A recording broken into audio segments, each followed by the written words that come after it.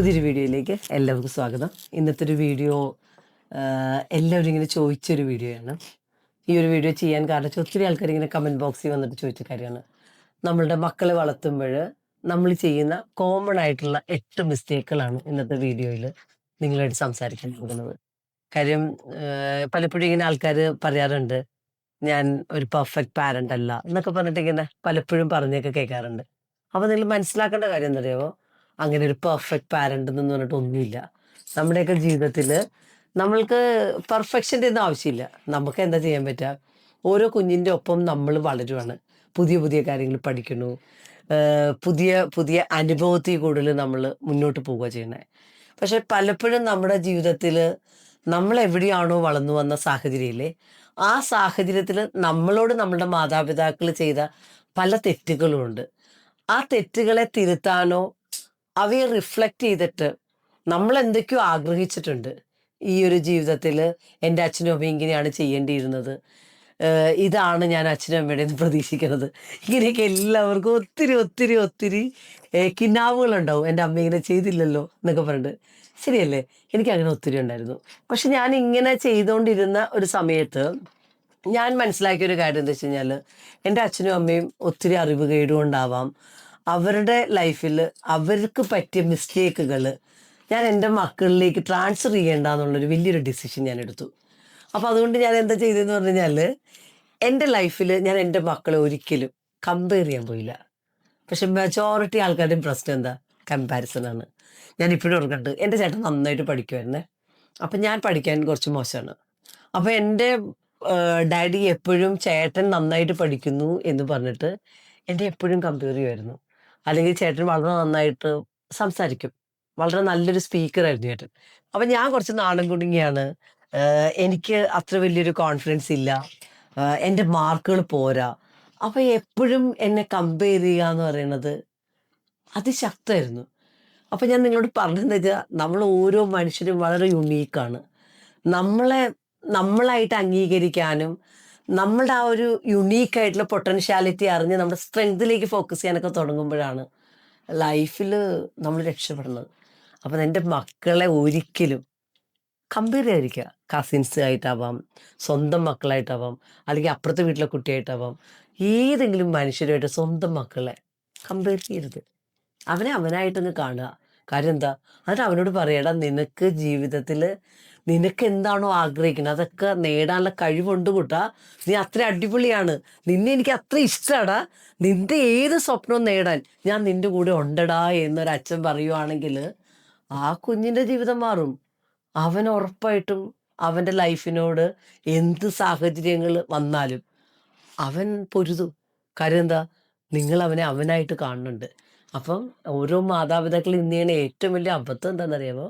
നിങ്ങളുടെ കുഞ്ഞിനെ നിങ്ങൾ വെറുതെ കമ്പയർ ചെയ്യും. അപ്പം നിങ്ങളുടെ കുഞ്ഞ് ഒരാളുമായിട്ടും കമ്പയർ ചെയ്യാൻ അവന് പകരം അവൻ ആരുമില്ല. അവൻ അത്ര യുണീക്കാണ്. അവനെ ഇഷ്ടപ്പെടുക, അവനെ സപ്പോർട്ട് ചെയ്യുക, അവനെ അവനായിട്ട് കാണാൻ നോക്കുക. അതാണ് നിങ്ങൾ ചെയ്യേണ്ടത്. ഇതൊരിക്കലും ചെയ്യാതിരിക്കുക. രണ്ടാമത്തെ കാര്യം എന്താണെന്നറിയാമോ? ഞാനിപ്പോൾ ഒരു 10 വയസ്സ് മുതൽ 18 വയസ്സുള്ള കുട്ടികളെയൊക്കെ ശരിക്കും പറഞ്ഞു കഴിഞ്ഞാൽ സ്റ്റുഡൻറ് മെൻറ്റർഷിപ്പ് പ്രോഗ്രാമിൽ കാണാറുണ്ട്. അപ്പോൾ ഇന്നും ഒരു അമ്മേനെ വിളിച്ചു. അമ്മയെ വിളിച്ചപ്പോൾ എന്നോട് ഇപ്പോൾ പറഞ്ഞൊരു കാര്യം എന്താ വെച്ച് കഴിഞ്ഞാൽ, അവൻ്റെ ഇളയ കുഞ്ഞ് ശരിക്കും എന്താ വെച്ചാൽ കുറച്ച് അറ്റൻഷൻ വേണ്ട ഒരു കുഞ്ഞാണ്. അപ്പോൾ ഈ കുഞ്ഞിനെ അവർ വളരെ നല്ല രീതിയിലേക്ക് നോക്കേണ്ടി വരുന്നുണ്ട്. കാര്യം അവനത് ഡിമാൻഡ് ചെയ്യുന്നുണ്ട്. അപ്പം മൂത്ത കുട്ടിയുടെ പ്രത്യേകത എന്താ? അവൻ ഭയങ്കര സ്മാർട്ടാണ്, എന്തും ചെയ്യും, പഠിക്കും, വളരെ ഫോക്കസ്ഡ് ആണ്, വളരെ നല്ലതാണ്. പക്ഷെ അവൻ പലപ്പോഴും അവന് ഈ അമ്മ കൂടുതൽ ഈ രണ്ടാമത്തെ കുഞ്ഞിനെ നോക്കുകയും അവന് വേണ്ടിയിട്ട് എല്ലാ കാര്യങ്ങളും ചെയ്യണ കാണുമ്പോൾ ഇവൻ്റെ കുഞ്ഞു മനസ്സിലുണ്ടല്ലോ ഭയങ്കര സങ്കടമാണ്. അപ്പൊ അപ്പൊ അമ്മ ഒരിക്കലും അവൻ എന്താണെന്ന് പറയുന്നത് കേൾക്കാൻ പറ്റുന്നില്ല അമ്മയ്ക്ക്. അമ്മ എപ്പോഴും വിചാരിക്കുന്നത് എന്താ, ഇവന് അത്ര ആവശ്യമുള്ളതുകൊണ്ടല്ലേ ഞാൻ നോക്കണേ എന്ന് പറഞ്ഞാൽ എനിക്ക് നിന്നോട് ഇഷ്ടക്കേടൊന്നും ഇല്ലല്ലോ എന്നാണ് ചിന്തിക്കണേ. അപ്പം നിങ്ങൾ മനസ്സിലാക്കുക, നമ്മുടെ കുഞ്ഞുങ്ങളെ നമ്മൾ അവരായിട്ട് മനസ്സിലാക്കുക. അവരുടെ എന്താണ് അവരുടെ ഇമോഷൻ എന്നുള്ളത് നമ്മൾ കേൾക്കാൻ റെഡിയാവുക. ആ ഒരു കേൾവിക്കാരായിട്ട് അമ്മയും അപ്പനും മാറിയില്ലെങ്കിൽ അവർ ലോ സെൽഫ് എസ്റ്റീമുള്ള കുട്ടികളായിട്ട് മാറും. അവർക്ക് അവരുടെ ഒരു ഐഡന്റിറ്റി ക്രൈസിസ് ആണ് അവിടെ സംഭവിക്കുന്നത്. അപ്പം നിങ്ങൾ അവരെ കേൾക്കാൻ റെഡിയായാൽ, അവരുടെ കൂടെ നിങ്ങൾ കുറച്ച് സമയം സ്പെൻഡ് ചെയ്ത്, ഇപ്പം ചില കുട്ടികൾക്ക് ശരിക്കും ഈ ഒരു കാര്യം കേൾക്കാൻ ഒരാളില്ല എന്നുള്ള ഒറ്റ കാരണം കൊണ്ടാണ് പലരും തെറ്റായിട്ടുള്ള പല ബന്ധങ്ങളിലും പോയി പെടണേ. അപ്പം ഈ കുഞ്ഞുങ്ങളെ തെറ്റായിട്ടുള്ള സ്ഥലത്തേക്ക് പോയി എത്തപ്പെടുവാണ്. കാര്യം എന്താ? അവരെ കേൾക്കേണ്ട ആൾക്കാർ അവരെ കേൾക്കാൻ റെഡി ആവണില്ല. അപ്പോൾ ഏതെങ്കിലും പുറത്തുള്ള ഒരാൾ അവർക്ക് വേണ്ടിയിട്ട് കേൾക്കാൻ റെഡി ആവണു, അവർക്ക് വേണ്ടിയിട്ട് അത്രയും സപ്പോർട്ട് ചെയ്യുന്നതെന്ന് പറയുമ്പോൾ ഈ കുഞ്ഞുങ്ങൾ വിചാരിക്കുന്നുണ്ട് നിഷ്കളങ്കരാണ് അവർ. അവരതിനെ വിശുദ്ധമായിട്ടാണ് കാണുന്നത്. അപ്പോൾ അവരുടെ അടുത്തേക്ക് അവർ സറണ്ടർ ചെയ്യുകയാണ്. കാര്യം എന്താ? ഇന്നലെ വരെ അവൻ ആഗ്രഹിക്കുന്ന ഒരാളും അവനെ കേൾക്കാനുണ്ടായിട്ടില്ല. അപ്പോൾ ഈ ഒറ്റ റീസൺ കൊണ്ട് അവനെ ആ കേൾക്കാൻ റെഡിയായ ഒരാളെ അവൻ്റെ സ്വന്തം അച്ഛനെയും അമ്മയേക്കാൾ കൂടുതൽ പവിത്രമായിട്ട് അവൻ കാണുവാണ്. അവിടെയാണ് പല തെറ്റായിട്ടുള്ള പ്രശ്നങ്ങളും ഒക്കെ ഉടലെടുക്കണേ. അപ്പം മക്കളെ വളർത്തുമ്പോൾ എപ്പോഴും നിങ്ങൾ അവരെ കേൾക്കുക. എന്തും ആവട്ടെ, ഒരു കാരണവശാലും അവരെ റിജക്റ്റ് ചെയ്യാതിരിക്കുക. അപ്പം എന്നിട്ട് ഈ പല ആൾക്കാരും, ഞാൻ എൻ്റെ മക്കൾ ഇപ്പം എൻ്റെ അടുത്ത് വരുമ്പോൾ ഞാൻ ആ ഫോണൊക്കെ മാറ്റി വെച്ച് അവരെ മാത്രം കേൾക്കാനായിട്ടിരിക്കും. ഇപ്പം എൻ്റെ മോൻ ലണ്ടനിലാണ്. അവനെന്നെ വിളിക്കുവാണെങ്കിൽ ഞാൻ ഒരിക്കലും വേറെ ഒരു പണിയും ചെയ്യില്ല. അവന് വേണ്ടി മാത്രം ഞാൻ സമയം കൊടുക്കും. അവൻ്റെ ഓരോ കാര്യങ്ങളും അന്വേഷിക്കും. അവൻ ഇന്ന് എന്ത് ഭക്ഷണം ഉണ്ടാക്കി, ഇന്ന് അവൻ എന്തൊക്കെയാണ് കാര്യങ്ങൾ നേരിട്ടത്. അപ്പം അവനുമായിട്ട് അത്രയും നല്ലൊരു ബന്ധം ഇത്രയും മൈലുകൾക്ക് അപ്പുറമായിട്ടും മെയിൻറ്റെയിൻ ചെയ്യാൻ എനിക്ക് പറ്റുന്നുണ്ട്. അപ്പം നിങ്ങൾ മനസ്സിലാക്കുക, കുഞ്ഞുങ്ങളെ വളർത്തുമ്പോൾ അവരെ കേൾക്കാൻ റെഡിയാവുക, അവരെ കേൾക്കാതിരിക്കരുത്.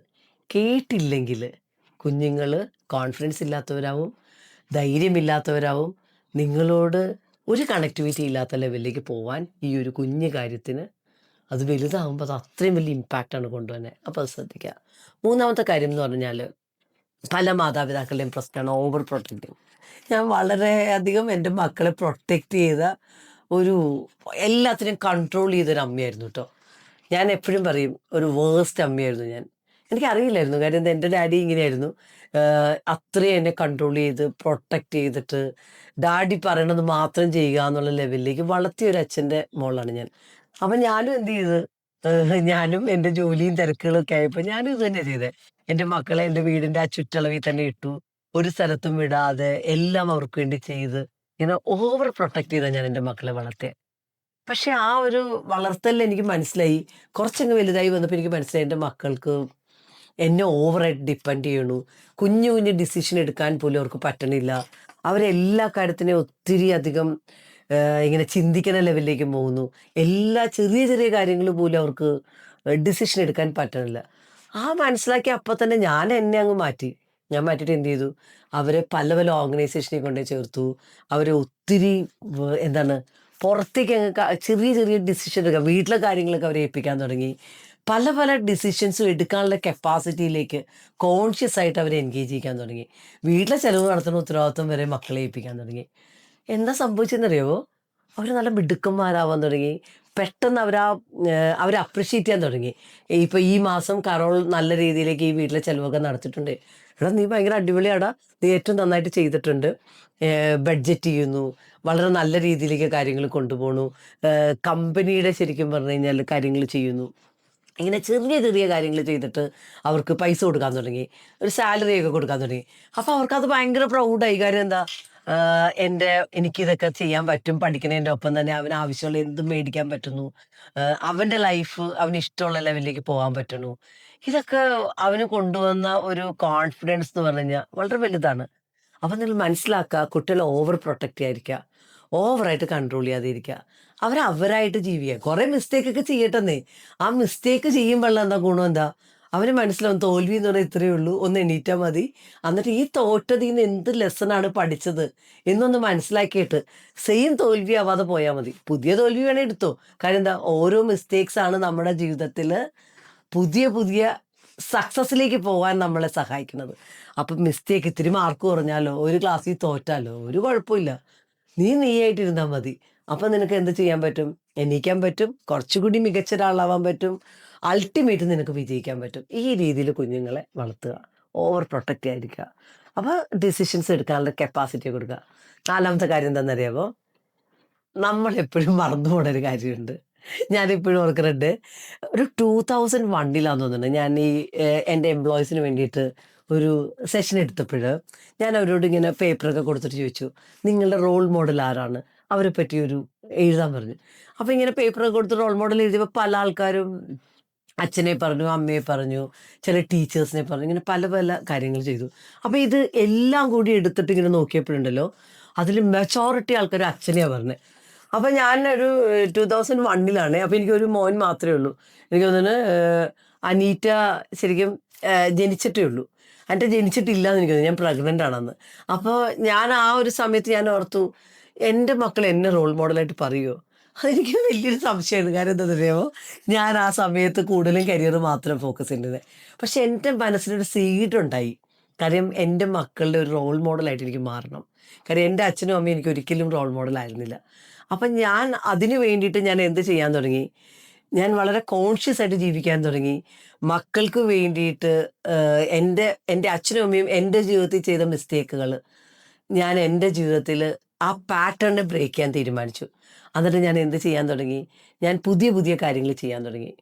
അപ്പോൾ ആ ഒരു ലെവലിലേക്ക് ഞാൻ എൻ്റെ ജീവിതത്തെ കൊണ്ടുപോകാൻ തുടങ്ങിയപ്പോൾ കുഞ്ഞുങ്ങളതിന് അത് വളരെ പെട്ടെന്ന് പിക്കപ്പ് ചെയ്യാൻ തുടങ്ങി. അവരും ശരിക്കും പറഞ്ഞു കഴിഞ്ഞാൽ നമ്മൾ പറയണ കാര്യങ്ങൾ അവർ കേൾക്കില്ല. ഞാനിപ്പോഴും ഓർക്കണ്ടേ, ഞാൻ ഈ ഒരു കോവിഡ് പാൻഡമിക്കിലാണ് ഈ രണ്ടാമത് പഠിക്കാൻ തുടങ്ങിയത്. അപ്പോൾ ഞാൻ പഠിക്കാൻ പോയപ്പോൾ തന്നെ കാറോളും അനീറ്റ എന്നോട് ചോദിച്ചു, "ഈ വയസ്സാം കാലത്ത് എന്തിനാ ഇപ്പോൾ പഠിക്കാൻ പോണേ? അതിൻ്റെയൊക്കെ ആവശ്യമുണ്ടോ?" കെട്ടിയവനും ചോദിച്ചു, "ഇപ്പോൾ എന്തിനാ പഠിക്കണേ? ഇപ്പോൾ ഇവിടെ ജോലിക്കൊക്കെ ചെയ്യാൻ ആരും ഇല്ലാതിരിക്കുന്ന സമയത്ത് ഇതിൻ്റെയൊക്കെ ആവശ്യമുണ്ടോ?" അപ്പോൾ ഞാൻ പറഞ്ഞു, "എനിക്കിത് ആവശ്യമുണ്ട്. കാര്യം ഇതെൻ്റെ ഇഷ്ടമാണ്.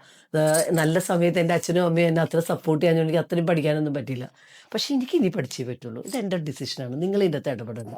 ആ ഒരു രീതിയിലേക്ക് ഞാനങ്ങ് തീരുമാനിച്ചപ്പോഴേ എൻ്റെ കുഞ്ഞുങ്ങൾ എന്നെ ഇങ്ങനെ നോക്കാനൊക്കെ തുടങ്ങി കേട്ടോ. പക്ഷേ ആ ഒറ്റ ഡിസിഷൻ എടുത്തപ്പോൾ അവർ മാസ്റ്റേഴ്സ് എടുക്കാൻ തുടങ്ങി. അവർ അവരിലേക്ക് തന്നെ ഒത്തിരി അധികം സ്കിൽഡ് ആവാൻ തുടങ്ങി.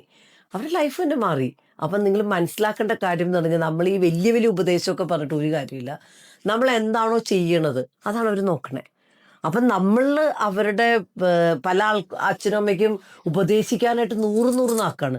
പക്ഷെ അവർ മനസ്സിലാക്കാറില്ല നമ്മൾ പറയുന്ന വാക്കുകളല്ല, നമ്മളുടെ പ്രവൃത്തിയാണ് കുഞ്ഞുങ്ങളെ ഏറ്റവും കൂടുതൽ സബ് കോൺഷ്യസ്ലി ഫോക്കസ് ചെയ്യണത്. അവർ പോലും അറിയാതെ അവരുടെ ഉള്ളിലേക്ക് അത് കയറുവാണ്. അപ്പോൾ അതാണ് അവർ റിപ്പീറ്റ് ചെയ്യണത്. അപ്പം നിങ്ങൾ മക്കളെ ശരിക്കും പറഞ്ഞു കഴിഞ്ഞാൽ ഉപദേശിക്കാതെ നിങ്ങളുടെ ജീവിതത്തിൽ നിങ്ങൾ എന്താണോ അവർ ചെയ്യണം എന്ന് ആഗ്രഹിക്കുന്ന കാര്യങ്ങൾ അത് നിങ്ങൾ ചെയ്യാൻ തുടങ്ങുക. ഇപ്പോൾ കള്ള് കുടിക്കരുത് കള്ള് കുടിക്കരുതെന്ന് പറയുന്ന ഒരച്ഛൻ അവരുടെ മുമ്പിൽ ഇരുന്ന് കള്ള് കുടിക്കുവാണെങ്കിൽ അവൻ കള്ള് കുടിക്കും. അല്ലെങ്കിൽ ഒരു ജോലിക്ക് പോകാതെ അമ്മ തന്നെ എല്ലാ ജോലിയും ചെയ്യണ്. അമ്മയ്ക്ക് ഓഫീസിൽ പോയാലും ജോലി, വീട്ടിൽ വന്നാലും ജോലി, അച്ഛൻ ഒട്ടും സപ്പോർട്ട് ചെയ്യില്ല. അങ്ങനെയുള്ള ഒരു എന്താണ് മകൻ അത് കണ്ടാൽ വളരണമെങ്കിൽ അവന് ഉറപ്പായിട്ടും അവൻ്റെ പങ്കാളീനെ ഒട്ടും സപ്പോർട്ട് ചെയ്യില്ല. കാര്യം എന്താ? റെസ്പെക്റ്റ് എന്ന് പറഞ്ഞു കഴിഞ്ഞാൽ നമ്മുടെ വീട്ടിൽ നമ്മൾ അവൻ്റെ അച്ഛൻ അവൻ്റെ അമ്മയെ റെസ്പെക്ട് ചെയ്യുന്നുണ്ടെങ്കിൽ അവനും അവൻ്റെ പങ്കാളിയെ റെസ്പെക്ട് ചെയ്യും. അപ്പം നിങ്ങൾ ഏറ്റവും ബെസ്റ്റ് റോൾ മോഡൽ ആവാൻ നോക്കുക. അല്ലാതെ മക്കളെ കുറ്റം പറയാനായിട്ട് നോക്കാതിരിക്കുക. അപ്പൊ ഇത് മനസ്സിലാക്കുക. കാര്യം പലപ്പോഴും ആൾക്കാർ മനസ്സിലാവാറില്ല. പലരുടെയും ഈ കാണുമ്പോഴത്തേക്കും പല ആൾക്കാരും പറയുവേ, എൻ്റെ മോൻ ഭയങ്കര ചൂടനാണ്, അവൻ വളരെ ആരെയും റെസ്പെക്റ്റ് ചെയ്യില്ല, അവനൊരു ബഹുമാനം ഇല്ല എന്നൊക്കെ പറയും. എന്തുകൊണ്ട് അവൻ അങ്ങനെ ആവണത്? അച്ഛനും അമ്മയും അത്രയും ദേഷ്യക്കാരനായിരിക്കും. അപ്പൊ അവർക്ക് ആ ഒരു പാറ്റേൺ എവിടെ നിന്നാണ് കിട്ടണത്? അവൻ്റെ അച്ഛൻ്റെ അമ്മയുടെയും കയ്യിൽ നിന്നാണ്. അപ്പോൾ ഒരു ആംഗ്രി ആയിട്ടുള്ള എന്തിനും ദേഷ്യം പിടിക്കുന്ന ഒരു അച്ഛനും അമ്മയ്ക്കും കുഞ്ഞുങ്ങളെ അങ്ങനെയുള്ള കുഞ്ഞുങ്ങളെ തന്നെ ക്രിയേറ്റ് ചെയ്യാൻ പറ്റുള്ളൂ. പക്ഷെ ഒരു വളരെ കാമായിട്ടുള്ള വളരെ റെസ്പെക്റ്റ്ഫുൾ ആയിട്ടുള്ള ഒരു അച്ഛനും അമ്മയും വളർത്തുന്ന കുഞ്ഞുണ്ടല്ലോ, ഉറപ്പായിട്ടും എങ്ങനെയുള്ളൊരു കുഞ്ഞായിട്ട് മാറും? വളരെ ഇമോഷണലി സ്ട്രോങ് ആയിട്ടുള്ള കുഞ്ഞായിട്ട് മാറും. അപ്പം ഇമോഷണലി സ്ട്രോങ് ആയിട്ടുള്ളൊരു കുഞ്ഞിനെ വളർത്തണമെങ്കിൽ കാമായിട്ടുള്ള സാഹചര്യങ്ങൾ വീട്ടിൽ കൊടുക്കണം. റെസ്പെക്റ്റ്ഫുൾ ആയിട്ടുള്ള ആൾക്കാരായിട്ട് അച്ഛനും അമ്മയും ബിഹേവ് ചെയ്യണം. ഇവ ചെയ്താൽ മാത്രമേ നമ്മുടെ കുഞ്ഞുങ്ങളെ എന്ത് ചെയ്യാൻ പറ്റുള്ളൂ? ആ ഒരു രീതിയിലേക്ക് നമുക്ക് വളർത്തിയാൻ പറ്റുള്ളൂ. അപ്പോൾ ഒരു ഇമോഷൻ കൺട്രോൾ ഇല്ലാത്ത എന്തിനും ബോംബ് ബ്ലാസ്റ്റ് ചെയ്യണ അച്ഛനും അമ്മയുടെ മക്കള് അത് തന്നെ റിപ്പീറ്റ് ചെയ്യും. അപ്പം അത് മനസ്സിലാക്കുക. ഏറ്റവും അവസാനത്തെ കാര്യം എന്താണെന്നറിയാമോ? അഞ്ചാമത്തെ കാര്യമാണ്. അഞ്ചാമത്തെ കാര്യം വെച്ച് കഴിഞ്ഞാൽ പല ആൾക്കാരുടെയും വിചാരമുണ്ട് മക്കളെ അങ്ങോട്ട് പണീഷ് ചെയ്ത് കഴിഞ്ഞാലുണ്ടല്ലോ എന്തും ചെയ്യാമെന്ന്. നിങ്ങളത് മിസ്റ്റേക്കാണ് നിങ്ങൾ വിചാരിക്കണേ. കുറേ അങ്ങ് തല്ലിക്കഴിഞ്ഞ് കഴിഞ്ഞാൽ ഇവൻ നന്നാവും. അങ്ങനെ വിചാരിക്കുന്ന ഒത്തിരി ആൾക്കാരുണ്ട്. ഞാൻ പല എൻ്റെ കുഞ്ഞുങ്ങളെയൊക്കെ ഇപ്പോൾ ഈ എൻ്റെ പേഴ്സണൽ മെൻറ്റർഷിപ്പിലുള്ള അല്ലെങ്കിൽ എൻ്റെ സ്റ്റുഡൻറ്റ് മെൻറ്റർഷിപ്പിലുള്ള കുഞ്ഞുങ്ങളുണ്ട്. ഈ കുഞ്ഞുങ്ങളെ ഞാൻ നന്നായിട്ട് അപ്രിഷ്യേറ്റ് ചെയ്യും കേട്ടോ. അപ്പോൾ ഇവർ ആദ്യത്തെ സമയത്തൊക്കെ വരുമ്പോൾ ഇവർക്ക് ഒരു വാക്ക് പറയാനായിട്ടുള്ള ധൈര്യമൊന്നുമില്ല. പക്ഷേ ഇവരെ ഞാനിങ്ങനെ പുഷ് ചെയ്യുകയല്ല, ഞാൻ അപ്രിഷ്യേറ്റ് ചെയ്യും. ഇപ്പം എന്താ കാര്യം എന്ന് പറഞ്ഞാൽ എൻ്റെ ക്ലാസ് ഫ്രൈഡേ 7 മണിക്കാണ്. 7 മണിക്ക് ഞാനൊരു ക്ലാസ് എങ്ങാനും കഴിഞ്ഞ് ഞാൻ ഒരു 1 മിനിറ്റ് എങ്ങാനും വൈകിയാലും എൻ്റെ ഫോൺ നിറച്ചവരുടെ മെസ്സേജ് ആയിരിക്കും. അനീറ്റ ചേച്ചി ഇത് എവിടെയാ, ഞങ്ങൾ വെയിറ്റിംഗ് ആണ്, എന്താണ് ചേച്ചി വരാത്തെ, എവിടെയാ എന്ന് വിചാരിക്കും. അപ്പോൾ നിങ്ങൾ മനസ്സിലാക്കേണ്ട കാര്യം എന്താണെന്നറിയുമോ, ഈ കുഞ്ഞുങ്ങളെ നമ്മൾ അത്രയും സപ്പോർട്ട് ചെയ്താൽ, അപ്രീഷിയേറ്റ് ചെയ്താൽ, ഗൈഡ് ചെയ്താൽ അവർ നമ്മളുടെ കൂടെ അങ്ങ് കട്ടയ്ക്ക് കൂടെ നിൽക്കും. അവരും എന്തായിട്ട് മാറും, അവർ ഓരോ ദിവസവും അത്രയും സക്സസ്ഫുൾ ആയിട്ടുള്ള കുട്ടികളായിട്ട് മാറും. അവരെ ഇഷ്ടപ്പെടാൻ തുടങ്ങും. അവർ പഠിക്കുന്നതൊക്കെ ഇപ്പോൾ എങ്ങനെയാണെന്നറിയാം. ഇപ്പോൾ എൻ്റെ ഈ ക്ലാസ്സിൽ വരുന്ന കുഞ്ഞുങ്ങളൊക്കെ ഇല്ലേ, എന്ത് നല്ല പബ്ലിക് സ്പീക്കേഴ്സാണെന്നറിയാമോ, അത്ര അടിപൊളിയായിട്ട് അവർ പറയും. ഞാനിപ്പോൾ ഇന്നൊരു കാര്യം ചെയ്യാം. ഇന്ന് ഇതിൻ്റെ ഇടയിൽ അയർലിൻ എന്ന് പറഞ്ഞിട്ട് എൻ്റെ ഒരു മോളുണ്ട്. മോൾക്ക് 10 വയസ്സ് കഴിഞ്ഞിട്ടേ ഉള്ളൂ. ഈ ഒരു മോള് കഴിഞ്ഞ ക്ലാസ്സിൽ പറഞ്ഞ അവൾ റിച്ച് ഡാഡ് പുവർ ഡാഡിൻ്റെ ക്ലാസ് എടുത്തത്, അനീറ്റയാണ് ആ ക്ലാസ് എടുത്തത്. ആ ക്ലാസ്സിൽ അവൾ പറഞ്ഞത് ഞാനിപ്പോൾ നിങ്ങൾക്ക് ഇടാം. അപ്പോൾ നിങ്ങൾ മനസ്സിലാക്കുക, കുഞ്ഞുങ്ങളെ പണിഷ് ചെയ്യല്ല ചെയ്യേണ്ടത്, അവരെ അപ്രിഷ്യേറ്റ് ചെയ്യുകയും അവരെ ഗൈഡ് ചെയ്യുകയും ചെയ്ത് കഴിഞ്ഞാൽ കുഞ്ഞുങ്ങൾ അടിപൊളിയാവും. അപ്പം നിങ്ങളുടെ കുഞ്ഞുങ്ങൾ പഠിക്കണില്ല, അവർ പെർഫോം ചെയ്യണില്ല എന്നൊക്കെ പറഞ്ഞ് വഴക്ക് പറയണ കുഞ്ഞുങ്ങളെ ഒരു 10 വയസ്സിനും 18 വയസ്സിനും ഇടയിലുള്ളവരാണ് എനിക്ക് കൊണ്ടുവന്നത്. ഞാൻ അവരെ ശരിയാക്കി തരാം, അവരെ സപ്പോർട്ട് ചെയ്യാം. അവർ നിങ്ങൾ കംപ്ലൈൻറ്റ് പറയണതിൽ നിന്ന് ഓരോ ദിവസവും അവരെ പറ്റി നിങ്ങൾ നല്ലത് പറയണത് നിങ്ങൾക്ക് കേൾക്കാൻ പറ്റും.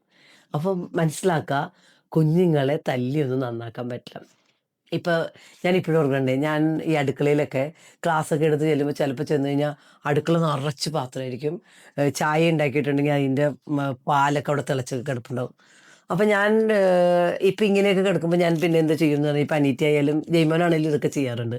അപ്പം ഞാൻ അവരുടെ കൂടെ ചെന്നിട്ട് ഞാൻ എന്ത് ചെയ്യുമെന്ന് പറഞ്ഞാൽ ഇതൊക്കെ തുടച്ച് നല്ല വൃത്തിയാക്കി നല്ല അടിപൊളിയാക്കിയൊക്കെ മാറ്റിയിട്ടിട്ടൊക്കെ പോരും കേട്ടോ. ഇപ്പം എന്താ സംഭവിക്കണേന്ന് അറിയാമോ, ഇതിങ്ങനെ കണ്ട് കണ്ട് ഞാനൊരു വഴക്കൊന്നും പറയാതെ ഞാനിങ്ങനെ ചെയ്യാൻ തുടങ്ങിയപ്പോൾ അനീറ്റ ചായ വെച്ചാലും ഈവൻ ജയ്മോൻ ചായ വെച്ചാലും അവരതെല്ലാം നല്ല നീറ്റായിട്ട് കഴുകി ഏറ്റവും അടിപൊളിയായിട്ട് എടുത്തു വെച്ച് അവർ മൂവ് ഔട്ട് ചെയ്യും. അപ്പം നമ്മൾ ഈ കുറ്റം പറയണതിൽ നിന്ന് നമ്മൾ അവരെ ഈ ഒരു ലെവലിലേക്ക് ഗൈഡ് ചെയ്ത് ഇങ്ങനെയൊക്കെ കിടക്കുമ്പോൾ നല്ല ഭംഗിയാണ് കേട്ടോ. ഇതാണ് നമുക്ക് വേണ്ടത്. നിങ്ങൾക്ക് കുഞ്ഞുങ്ങളോട് പറഞ്ഞു കൊടുത്താലുണ്ടല്ലോ, അവരത്ര അടിപൊളിയായിട്ട് ചെയ്യും. അപ്പം അത് ചെയ്യാൻ തുടങ്ങാം. പല മാതാപിതാക്കളുടെയും ഏറ്റവും വലിയൊരു പ്രശ്നം എന്താണെന്നറിയാമോ, അവർ പലപ്പോഴും കുഞ്ഞുങ്ങളുടെ ഇമോഷൻസിനെ അലവ് ചെയ്യാറില്ല പ്രകടിപ്പിക്കാനായിട്ട്. ചിലപ്പോൾ കുഞ്ഞുങ്ങൾക്ക് ഒത്തിരി സന്തോഷം വന്നാൽ, ഇപ്പോൾ ഫസ്റ്റ് മേടിച്ചുകൊണ്ട് വന്ന് ഭയങ്കര ഹാപ്പി ആയിട്ട് വരുമ്പോൾ പറയും, ഓ ഇത് ഇത്ര വലിയ കാര്യമൊന്നുമില്ല, അടുത്ത പരീക്ഷയ്ക്ക് ഫൈനൽ എക്സാം വന്നല്ലേ ഉള്ളൂ, അതിനൊക്കെ കണ്ടിട്ട് ശരിക്കും ഞാൻ നിന്നെ അപ്രിഷ്യേറ്റ് ചെയ്യാം, ഇതിപ്പോൾ എന്തോ ഭാഗ്യത്തിന് കിട്ടിയിട്ടുണ്ട്. അപ്പം ഇങ്ങനെയൊക്കെ സന്തോഷമാണെങ്കിലും പ്രകടിപ്പിക്കാൻ സമ്മതിക്കില്ല. സങ്കടം വരുന്നു, കൊച്ചു വന്ന് കരയുകയാണ്, എന്താ കളിയാക്കി, അല്ലെങ്കിൽ എന്തെങ്കിലും ഒരു പ്രശ്നങ്ങൾ വന്നു, അപ്പോൾ നീ എന്തിനാ കരയണേ, ഇത് ഇത്ര വലിയ കാര്യമാണോ എന്നൊക്കെ ചോദിച്ച് വളരെയധികം ഇങ്ങനെ എന്താണ് നിസ്സാരവൽക്കരിക്കുന്ന പാരൻസ് ഉണ്ട്. ഞാൻ ഇപ്പോഴും ഓർക്കുന്നുണ്ട്, എൻ്റെ മോള് പലപ്പോഴും ഞങ്ങളുടെ ഇങ്ങനെ ഫാമിലി ഈവൻറ്റിലൊക്കെ പോകുമ്പോൾ ചില ആൾക്കാർ വന്നിട്ട് ഇങ്ങനെ അവളെ ക്രിട്ടിസൈസ് ചെയ്യുമായിരുന്നു, കുറച്ച് വണ്ണമൊക്കെ വെച്ചപ്പോൾ. അപ്പോൾ ഇവൾക്ക് ഭയങ്കര സങ്കടം വരും, ഫ്രസ്ട്രേറ്റഡ് ആവും, ഇതൊക്കെ വരും. അപ്പം ഞാൻ എപ്പോഴും അവളോട് പറഞ്ഞു, മോള് ആ ഒരു ഇമോഷനെ ഒന്ന് പേരിട്ട് വിളിക്ക്. എന്താണ് നിനക്ക് ഇങ്ങനെ ഒരു സിറ്റുവേഷൻ വരുമ്പോൾ മോൾക്ക് മനസ്സിലാവണേ, മോള് സങ്കടമാണോ മൂക്ക് വന്നെ, എന്താ മൂക്ക് വന്നെ. അപ്പോൾ അവൾക്കത് മനസ്സിലാകാൻ തുടങ്ങിയപ്പോൾ അവൾക്ക് അതിനൊരു ബൗണ്ടറി സെറ്റ് ചെയ്യാനും അങ്ങനെയുള്ള സ്ഥലത്ത് എങ്ങനെ ബിഹേവ് ചെയ്യണം എന്നുള്ള ഒരു ഇൻ്റലിജൻസ് വർക്ക് ചെയ്യാനായിട്ട് ഇതൊരു കാരണമായി. അപ്പോൾ തന്നെ എനിക്ക് തോന്നുന്ന ഒരു കാര്യമുണ്ട്, പല ആൾക്കാരും അവിടെ ഇരുന്നിട്ട് തന്നെ പറഞ്ഞു, മോളെ ഇങ്ങനെയാണോ വളർത്തുന്നത്. അവളപ്പോൾ തന്നെ അത് എക്സ്പ്രസ് ചെയ്യും. ആരെങ്കിലും അവളുടെ ഒരു ബൗണ്ടറി കയറിയിട്ട് അവൾക്ക് ബുദ്ധിമുട്ടുണ്ടാക്കിയ അവളോട് നല്ല രീതിയിൽ സംസാരിക്കാനുള്ളൊരു കപ്പാസിറ്റി ഞാൻ അവൾക്ക് കൊടുത്തു. അപ്പോൾ ഒരു തവണ ഇങ്ങനെ ഒരു സംസാരിച്ചപ്പോൾ എന്നോട് ചോദിച്ചു, കുഞ്ഞുങ്ങളെ ഇങ്ങനെയാണോ വളർത്തണേ എന്ന് ചോദിച്ചു. ഞാൻ പറഞ്ഞു, ഇങ്ങനെ തന്നെയാണ് വളർത്തണേ, അവർക്കൊരു ബുദ്ധിമുട്ട് വന്നാൽ ആ ബുദ്ധിമുട്ട് അപ്പം തന്നെ അവർ പറയട്ടെ, കാര്യം നല്ല നമുക്കറിയാൻ പറ്റുള്ളൂ, ഞാൻ ഇങ്ങനെ തന്നെയാണ് വളർത്തണേ. അപ്പോൾ ഈ ഒരു രീതിയിൽ കുഞ്ഞുങ്ങളെ പഠിപ്പിക്കുമ്പോൾ ഒരു ഗുണം എന്താണെന്നറിയുമോ, അവർക്ക് ആ ഇമോഷൻസിനെ ശരിക്കും സപ്രസ് ചെയ്യാതെ അവർക്ക് അതിനെ ഇൻ്റലിജൻസോടെ ഹാൻഡിൽ ചെയ്യാനുള്ളൊരു കപ്പാസിറ്റിയാണ് നമ്മൾ കൊടുക്കുന്നത്. പല വീടുകളിലും അവർക്ക് അവരായിട്ട് ജീവിക്കാനായിട്ടുള്ള സാഹചര്യങ്ങൾ കൊടുക്കണില്ല. അപ്പോൾ നിങ്ങളിതൊന്ന് ശ്രദ്ധിക്കുക. നിങ്ങൾ അവരുടെ വിഷമം അറിയാറുണ്ടോ? ആ വിഷമം പറയാനായിട്ടുള്ള സാഹചര്യം നമ്മൾ ചെയ്യുന്നുണ്ടോ? അതോ നമ്മളത് ഭയങ്കര നിസ്സാരവൽക്കരിക്കോ? ഞാൻ ഇപ്പോഴും 100% എൻ്റെ 2 മക്കളെ സംബന്ധിച്ച് പറഞ്ഞു കഴിഞ്ഞാൽ അവർക്ക് എന്ത് പ്രശ്നങ്ങൾ വന്നാലും അവർക്ക് എന്നോട് സംസാരിക്കാൻ പറ്റാറുണ്ട്. അപ്പോൾ ആ ഒരു രീതിയിലേക്ക് നിൽക്കണ കൊണ്ട് അവർക്ക് വേറെ എങ്ങും പോകേണ്ടി വരാറില്ല. അവർക്ക് അത്രയും കംഫർട്ടബിളായിട്ട് ഞങ്ങൾ ഈ വീട്ടിലുണ്ട്. അപ്പം നിങ്ങൾ അത് മനസ്സിലാക്കുക. കുഞ്ഞുങ്ങൾ ശരിക്കും ഇമോഷണലി സ്ട്രോങ് ആയിട്ടുള്ള കുഞ്ഞുങ്ങളാവണമെങ്കിൽ അവർക്ക് ആ ഒരു ശിക്ഷണം കിട്ടേണ്ടത് സ്വന്തം വീട്ടിൽ നിന്നാണ്. അപ്പം അവർക്ക് അവരായിട്ട് ജീവിക്കാനും ദേഷ്യം വന്നാലും സന്തോഷം വന്നാലും പ്രകടിപ്പിക്കാനുമുള്ള ഒരു കപ്പാസിറ്റി, ഒരു കേപ്പബിലിറ്റി അവരിൽ വളർത്തുക എന്നുള്ളത് വളരെ ഇമ്പോർട്ടൻ്റ് ആണ്. ഒരു 7ാമത്തെ കാര്യം എന്ന് പറഞ്ഞാൽ പല പാരൻസും ചെയ്യണമെന്നറിയാമോ? കുഞ്ഞുങ്ങൾക്ക് ഒടുക്കത്തെ പെർഫെക്ഷൻ വേണം. എന്തായാലും ഒരു നമ്പർ 1 ആയേ പറ്റൂ. അല്ലെങ്കിൽ അവർ അത്രയും പെർഫോമൻസിൽ ഇങ്ങനെ ഭ്രാന്താണ് മാതാപിതാക്കൾക്ക്. അത് ചെയ്യാതിരിക്കുക. കാര്യം എന്താ? നമ്മുടെ കുഞ്ഞിൻ്റെ പ്രോഗ്രസ്സിനെ നമ്മൾ സെലിബ്രേറ്റ് ചെയ്യുക. എൻ്റെ മോനൊക്കെ പഠിക്കുന്ന സമയത്തുണ്ടല്ലോ, ഒരു 10ാം ക്ലാസ് വരെയൊക്കെ വളരെ ആവറേജ് ആയിട്ട് പഠിച്ചിട്ടിരുന്ന കുട്ടികളാണ്.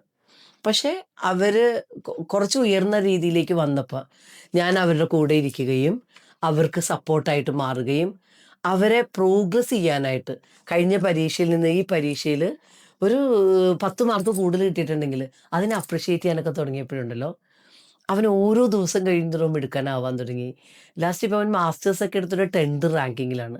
അതൊരു ക്യാമ്പസ് സെലക്ഷൻ അവിടെ വെച്ചിട്ട് തന്നെ അവന് നല്ല ജോലിയും കിട്ടി. അപ്പോൾ നിങ്ങൾ മനസ്സിലാക്കുക, കുഞ്ഞുങ്ങളെ പെർഫെക്റ്റ് ആക്കാൻ നോക്കല്ലേ. കാര്യം അനീറ്റയെ സംബന്ധിച്ച് പറഞ്ഞാൽ അനീറ്റ എപ്പോൾ പഠിച്ചാലും ഫുൾ A+ കാര്യമാണ്. പക്ഷെ എൻ്റെ മോന് A+ ഉണ്ടാവാറുണ്ടായിരുന്നില്ല. പക്ഷേ അവനെ അവനായിട്ട് കാണാനും അവനെ അംഗീകരിക്കാനും അവൻ്റെ ആ ഒരു ഓരോ എഫേർട്ടിലും അവൻ്റെ ആ ഒരു പ്രോഗ്രസ്സിലും അവനെ അപ്രിഷ്യേറ്റ് ചെയ്യാൻ തുടങ്ങി. അവന് സമ്മാനങ്ങൾ മേടിച്ചു കൊടുക്കാൻ തുടങ്ങി. അങ്ങനെ ഓരോ ദിവസവും അവൻ്റെ പ്രോഗ്രസ്സിനെ സെലിബ്രേറ്റ് ചെയ്യാൻ തുടങ്ങിയപ്പോഴുണ്ടല്ലോ, 10ാം ക്ലാസ്സിലും 12ാം ക്ലാസ്സിലും എഗെയിൻ ബിടെക്കിലും എഗെയിൻ മാസ്റ്റേഴ്സിലും ഒക്കെ അവൻ എന്നെ ഇങ്ങനെ എന്നോട് ചോദിക്കും, മമ്മി ഈ പരീക്ഷയിൽ ഇത്ര മാർക്ക് മേടിച്ച മമ്മി എനിക്ക് എന്ത് തരും? കുഞ്ഞാണല്ലോ. അപ്പോൾ ഓരോ തവണയും വന്നിട്ട് ഇങ്ങനെ ചോദിക്കും. ഇത്തവണ എന്നെ മാസ്റ്റേഴ്സൊക്കെ ചെയ്തു വന്നപ്പോൾ എന്നോട് ചോദിച്ചു, മമ്മിയുടെ മോൻ പോയിട്ട് ഇങ്ങനെയൊക്കെ വാങ്ങിയിട്ട് വന്നു, മമ്മി എനിക്ക് എന്താ വാങ്ങിത്തരിക? അപ്പോൾ ഞാൻ ചോദിച്ചു, മോനെ എന്താ വേണ്ടേ? എനിക്കൊരു ഐഫോൺ മതി. അപ്പോൾ അവൻ വന്ന് അപ്പം തന്നെ ഒരു ഐഫോൺ വാങ്ങിക്കൊടുത്തു. പക്ഷേ മോളെ സംബന്ധിച്ച് എന്താ, മോള് വിചാരിക്കുന്ന കാര്യം ഇത്രയേ ഉള്ളൂ, പഠിക്കുന്നത് മമ്മി ഫീസൊക്കെ തന്നെയല്ലേ, അത് തന്നെ വലിയ കാര്യമാണ്. പക്ഷേ എനിക്ക് മമ്മി ഒരു കാര്യം ചെയ്താൽ മതി, എനിക്ക് എന്തെങ്കിലുമൊക്കെ ആവശ്യമുണ്ടെങ്കിൽ അന്ന് വാങ്ങിത്തന്നാൽ മതി. എനിക്ക് എൻ്റെ പരീക്ഷയിൽ പാസ് മേടിക്കണേനും ഏറ്റവും ബെസ്റ്റ് ആവണേനും മമ്മി എനിക്ക് കൈക്കൂലിയൊന്നും തരണ്ട. കാര്യം മമ്മി ഞാൻ എനിക്ക് വേണ്ടിയാണ് പഠിക്കണേ. അപ്പോൾ അതായിരുന്നു അവളുടെ ഒരു മതം. അപ്പം ഞാൻ പറഞ്ഞതെന്താ വെച്ച് കഴിഞ്ഞാൽ, നമ്മുടെ ഓരോ കുഞ്ഞുങ്ങളും ഡിഫറെൻ്റ് ആണ്. അവരെ അവരായിട്ട് കാണുക. അല്ലാതെ രണ്ടുപേരും ഒരുപോലെ ആവണം അങ്ങനെ ചിന്തിക്കാതിരിക്കുക. എപ്പോഴും മക്കളോട് നമ്മൾ അൺകണ്ടീഷണലായിട്ട് അവരെ സ്നേഹിക്കാനായിട്ട് നമ്മൾ റെഡി ആവുക എന്നുള്ളതാണ്. പലപ്പോഴും ഇതൊക്കെ അങ്ങ് മറന്നു പോകും. മറന്നു പോയിട്ട് നമ്മൾ എന്ത് ചെയ്യും? നമ്മൾ കണ്ടീഷൻ വെക്കും. നീയേ ഫുള്ള് നമ്പർ 1 ആയിട്ട് വന്നാൽ ഞാൻ നിന്നെ സ്നേഹിക്കാം. ഇങ്ങനെയൊക്കെ ഒരു അച്ഛനും അമ്മയും പറഞ്ഞാലുണ്ടല്ലോ, ആ കുഞ്ഞുങ്ങൾ എന്ത് ചെയ്യാൻ പറ്റും? നിങ്ങളൊന്നൊന്ന് ആലോചിക്കുക. കാര്യം നമ്മൾ ചെയ്യുന്ന ഓരോ കാര്യത്തിനും കണക്കും വെച്ച് ബുക്കും വെച്ച് അവർക്ക് സ്നേഹം വേണമെങ്കിൽ നമ്മളിങ്ങനെയൊക്കെയാണ് കുഞ്ഞുങ്ങളോട് പെരുമാറണമെങ്കിൽ ആ കുഞ്ഞുങ്ങൾ നാട് വിടൂലേ? അപ്പോൾ ഇത് ഇപ്പോൾ ഉള്ള പാരൻസ് ചെയ്യുന്ന വലിയൊരു അബദ്ധമാണ്. അപ്പോൾ അത് ചെയ്യാതിരിക്കുക. അവരെ അപ്രിഷ്യേറ്റ് ചെയ്യുക. അവരെ അവരായിട്ട് കാണുക. കാര്യം ഞാൻ എപ്പോഴും ആലോചിക്കുന്ന ഒരു കാര്യമുണ്ട്. ഞാൻ അത്ര ഒരു ആവറേജ് ആയിട്ടൊരാളായിരുന്നു. വലിയൊരു എക്സലൻസ് എന്നുള്ള ഒരാളൊന്നും ആയിരുന്നില്ല. ഒരു എക്സ്ട്രാ ഓർഡിനറി കഴിവൊന്നും എനിക്കുണ്ടായിരുന്നില്ല. അതുകൊണ്ട് ഞാൻ ഓർക്കും എൻ്റെ മക്കൾ എന്നെ പോലെയൊക്കെ അല്ലേ ആവുള്ളൂ. അപ്പോൾ അവരോട് ഞാൻ എന്തിനാ കുറേ കണ്ടീഷനൊക്കെ വയ്ക്കണേ? അതുകൊണ്ട് ഞാൻ അവന്മാരെ അങ്ങോട്ട് കണ്ണും അടച്ച് വിശ്വസിക്കാൻ തുടങ്ങി. അവരോട് ഞാനിങ്ങനെ പറയാൻ തുടങ്ങി, എൻ്റെ മക്കളൊക്കെ ഏറ്റവും നന്നായിട്ട് വരും, വളരെ നല്ല ലെവലിൽ എത്താൻ പറ്റും എന്നൊക്കെ പറഞ്ഞിട്ട് എപ്പോഴും ഞാൻ എൻ്റെ മക്കളോട് ഇങ്ങനെ അഫർമേഷൻസ് പോലെ എവറി ഡേ ഇങ്ങനെ പറയുമായിരുന്നു. അപ്പോൾ ഈ ഒരു കാര്യം ഇങ്ങനെ പറഞ്ഞ് വന്നപ്പോൾ അവരങ്ങനെയായിട്ട് മാറി. അപ്പോൾ ഇത് നിങ്ങൾ മനസ്സിലാക്കുക. പാരൻറ്റിംഗ് എന്ന് പറയണതുണ്ടല്ലോ, നിങ്ങൾ മനസ്സിലാക്കണ പോലെ ഒരു പെർഫെക്റ്റ് പാരൻ്റ് എന്ന് പറഞ്ഞ സാധനമൊന്നുമില്ല. നമ്മൾ അവർക്ക് വേണ്ടിയിട്ട് ഉണ്ടാവുക എപ്പോഴും. നമ്മളെ അവർ നന്നായിട്ട് സ്നേഹിക്കുക. അവർക്ക് എന്താവശ്യം ഉണ്ടെങ്കിലും വന്ന് പറയാൻ പറ്റുന്ന ലെവലിലേക്കുള്ള ഒരു സ്പേസ് ആവുക. അവർക്ക് വേണ്ടിയിട്ട് ഉണ്ടെന്നുള്ള രീതിയിൽ ഏത് സമയത്തും ഈ അമ്മ ഇവിടെ ഉണ്ട് ട്ടോ, അച്ഛനിവിടെ ഉണ്ട് ട്ടോ, നിങ്ങൾക്ക് വേണ്ടി തന്നെയാണ് ഇവിടെ ഉള്ളത്. അങ്ങനെയുള്ള ലെവലിലേക്ക് അവർക്കൊന്ന് ഫീൽ ചെയ്യുക എന്നുള്ളത് പാരൻറ്റിങ്ങിൽ വളരെ ഇമ്പോർട്ടൻ്റ് ആണ്. അവരെ അവരായിട്ട് മനസ്സിലാക്കുക. അപ്പോൾ ഇങ്ങനെയുള്ള ലെവലിലേക്ക് വളരെ സ്നേഹമുള്ളൊരു എക്സ്പീരിയൻസ് ആണ് നമ്മൾ നമ്മുടെ വീട്ടിൽ കൊടുക്കണമെങ്കിൽ ആ കുഞ്ഞുങ്ങൾ എത്ര വലുതായാലും അവർ നമ്മുടെ അടുത്തേക്ക് വരും. ഒരു സംശയമില്ല. അവർ നമുക്ക് വേണ്ടിയിട്ട് എപ്പോഴും ഉണ്ടാവും. നമ്മുടെ ജീവിതത്തിൽ ഒരു വിളക്കായിട്ട് തന്നെ ആ കുഞ്ഞുങ്ങൾ നമ്മുടെ കൂടെ ഉണ്ടാവും. അപ്പൊ ഈ 8 മിസ്റ്റേക്കുകൾ നിങ്ങൾ ചെയ്യാതിരിക്കുക. കാര്യം പാരന്റിങ് അത്രയും അടിപൊളിയാണ്. അതിൽ വേറൊരു അച്ഛനെ പോലെ അമ്മയെ പോലെ നമ്മൾ ആവേണ്ട കാര്യമില്ല. നമ്മൾ നമ്മളായാൽ മതി. കാര്യം എന്താ, നമ്മുടെ മക്കൾക്ക് വേണ്ടിയിട്ട് ആ ഒരു സപ്പോർട്ടായിട്ട് നമുക്ക് പറ്റണ ലെവലിലേക്ക് ഒരു സപ്പോർട്ടായിട്ട് നമ്മൾ മാറുക. ആ ഒറ്റ കാര്യം ചെയ്താൽ തന്നെ ലൈഫ് അടിപൊളിയാവും. അപ്പോൾ ഈ ഒരു വീഡിയോ ഇഷ്ടമായെങ്കിൽ നിങ്ങൾക്ക് എന്താണ് നിങ്ങൾ എടുക്കുന്ന ഒരു സ്റ്റെപ്പ് എന്നുള്ളത് കമൻറ്റ് ചെയ്യാൻ മറക്കരുത്. കാര്യം അത്രയും ആവശ്യമാണ് ഇന്നത്തെ പാരൻസ് കുറച്ചുകൂടി ബോധ്യത്തോടെ ജീവിക്കുക എന്നുള്ളത്. അപ്പോൾ ആ ഒരു ബോധ്യം നമ്മൾക്ക് ഉണ്ടാവാൻ തുടങ്ങും തോറും ഓരോ കുടുംബവും ഇമ്പമുള്ള സ്ഥലമായിട്ട് മാറും. ഓരോ മക്കളും രാജകുമാരനും രാജകുമാരിയായിട്ട് അവരുടെ ജീവിതത്തിൽ അവർ അത്രയും അത്രയും സക്സസ്ഫുൾ ആയിട്ട് മാറും. അവരുടെ ലൈഫ് എന്ന് പറയുന്നത് മയക്കുമരുന്നിനോ ഒന്നിൻ്റെയും പുറകെ അവർ പോകില്ല. കാര്യം അവരവരുടെ ലക്ഷ്യത്തിൽ ഊന്നി അവരുടെ ഇഷ്ടമുള്ള കാര്യങ്ങൾ ചെയ്ത് നല്ല രീതിയിലേക്ക് അവരവരുടെ ജീവിതം ജീവിക്കും. അപ്പോൾ അതിനു വേണ്ടിയിട്ട് മക്കളെ പ്രാപ്തരാക്കുക. Thank you so much.